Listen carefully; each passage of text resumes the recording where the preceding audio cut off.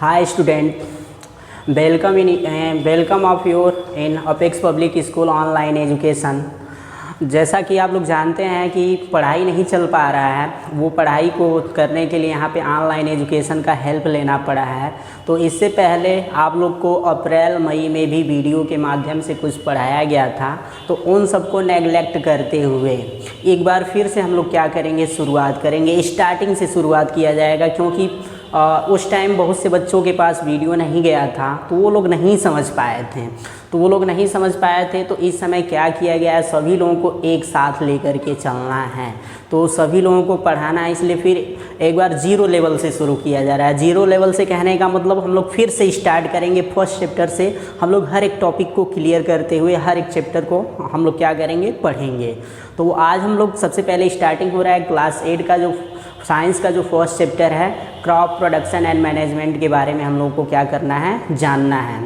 Crop production and management यानी फसल का उत्पादन और उसका मैनेजमेंट मतलब व्यवस्थीकरण कैसे किया जाता है, इसके बारे में जानना है। तो चैप्टर में जैसे हम लोग एंट्री करेंगे, किसी भी चैप्टर में एंट्री किया जाता है तो सबसे पहला टॉपिक आता है इंट्रोडक्शन।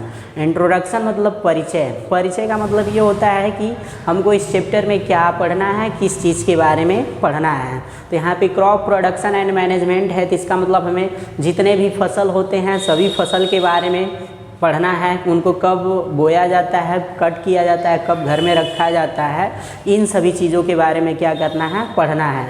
तो इंट्रोडक्शन में सबसे पहला टॉपिक इंट्रोडक्शन है। इंट्रोडक्शन में देखिए दिया हुआ है कि food is the main source of energy and nutrition for the all living organism including human beings. We get food from plant and animals. ये इंट्रोडक्शन का कहना ये है कि जितने भी मनुष्य हैं या जीव जंतु हैं, सबका जो है एनर्जी का जो मुख्य स्रोत है, जो जहाँ से हमें एनर्जी मिलती है, वो फूड है। क्या है, यानी जितने भी ऑर्गेनिज्म हैं, वो ह्यूमन हो, चाहे माइक्रो ऑर्गेनिज्म हो, चाहे बड़े ऑर्गेनिज्म हो, जो भी ऑर्गेनिज्म हो, सबका जो एनर्जी का मेन सोर्स है क्या है, फूड है। और फूड हमें कहाँ से प्राप्त होता है, फूड हमें प्लांट्स और एनिमल से क्या होते हैं, दोनों से। यहाँ पे दिया ना, we get food from plant and animals. हमें जो भी भोजन है वो पेड़ पौधों और जानवरों से क्या होते हैं, प्राप्त होते हैं। तो इंट्रोडक्शन में आप लोग जाने हैं कि जो एनर्जी का मेन स्रोत है वो क्या है, फूड है। और फूड हमें कहाँ से प्राप्त होता है, वो प्लांट और एनिमल से हमें फूड क्या होता है, प्राप्त होता है।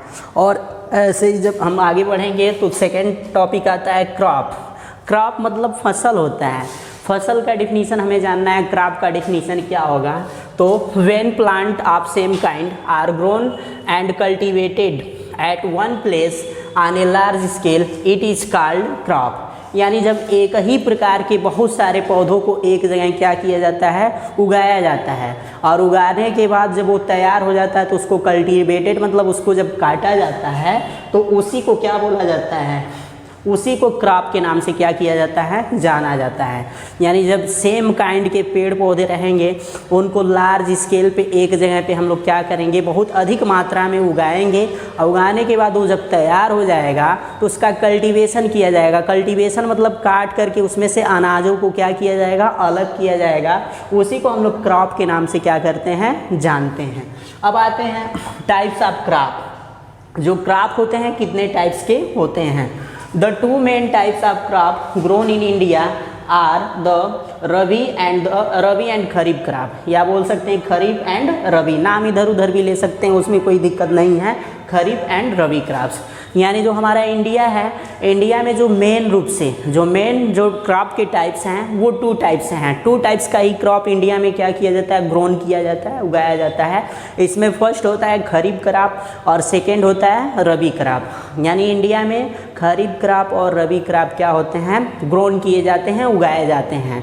तो अब हमें जानना है कि खरीफ क्रॉप क्या होता है, उसका मतलब बोने का टाइम क्या होता है और कल्टीवेशन करने का टाइम क्या होता है। फिर रबी क्रॉप जानना है, उसको किस समय बोया जाता है और किस समय कट होता है। इन सभी चीज़ों के बारे में जानना है। तो फर्स्ट यहाँ पे आते हैं क्रॉप टाइप में। फर्स्ट जो है खरीफ क्रॉप। खरीफ क्रॉप के बारे में जानेंगे। खरीफ क्रॉप क्या है, kharif crop are sown in the rainy season. Generally rainy season start from June and continue till September.